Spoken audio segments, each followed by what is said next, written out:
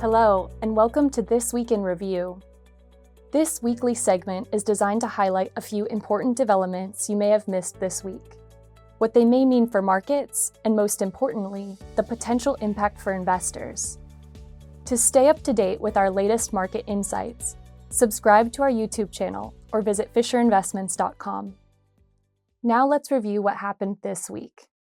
First, an update on the Middle East conflict. On Saturday, U.S. and Israeli forces launched strikes on military and political targets in Iran, resulting in the death of Iran's supreme leader and other senior officials. In response, Iran carried out strikes on military bases, energy infrastructure, and airports, as well as other key sites across several neighboring countries. War is always a terrible tragedy, and our hearts go out to those affected.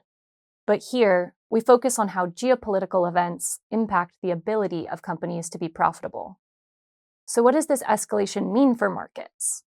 The short answer? Less than you might think. Let's start with oil.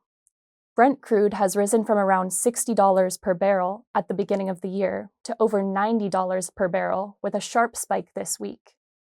But oil remains far below the March 2022 high of around $133 per barrel that followed Russia's full-scale invasion of Ukraine.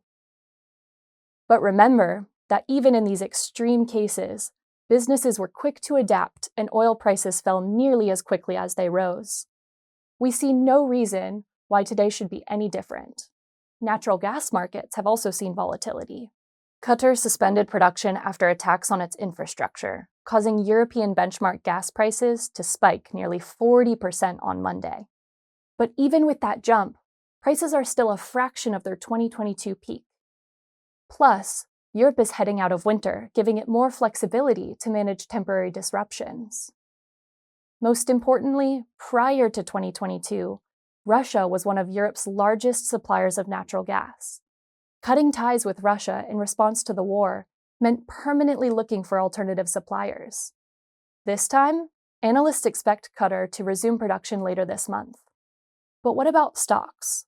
The unfortunate truth is that stocks have seen war in the Middle East before, from the Gulf War, the Iraq War, Israel's war with Hamas, and many more. But 6 and 12 months after the outbreak of a conflict, stocks tend to be nicely positive. Even in the case of Russia's war in Ukraine, yes, it contributed to the 2022 bear market, but it wasn't the sole driver. Rate hikes, excessive money supply growth during the pandemic, and post-COVID supply chain disruptions played a big role. And the bear market was historically short and shallow, even though the conflict tragically continues. Here's the takeaway. Don't let fear drive your decisions. Volatility is uncomfortable, but it's also normal. Markets are already doing what they do best, assessing the scope of the conflict, weighing the economic implications, and pricing in continued global growth.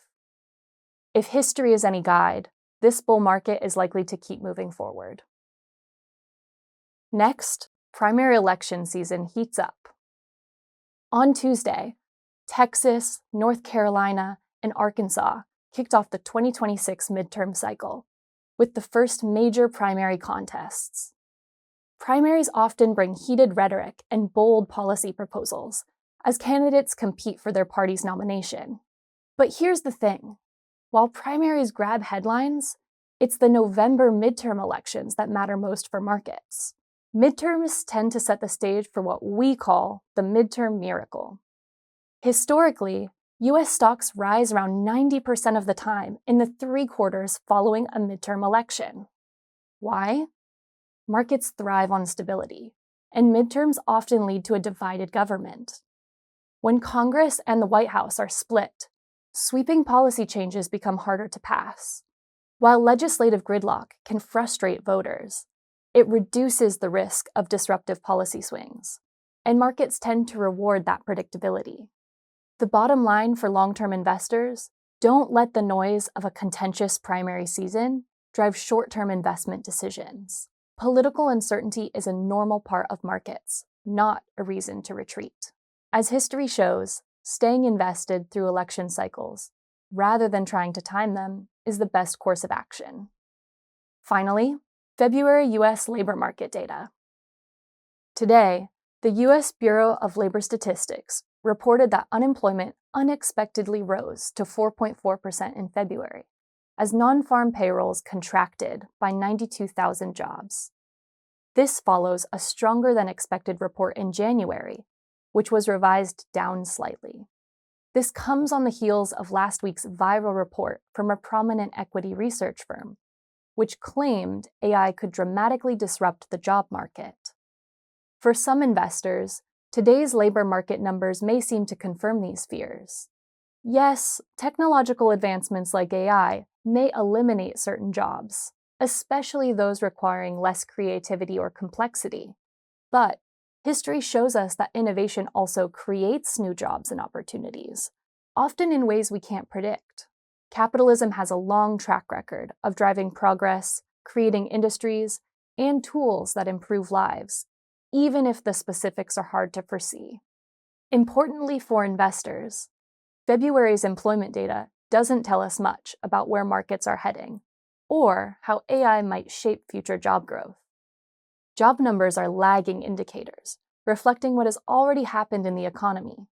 Stocks, on the other hand, are forward-looking, pricing in expectations for the future.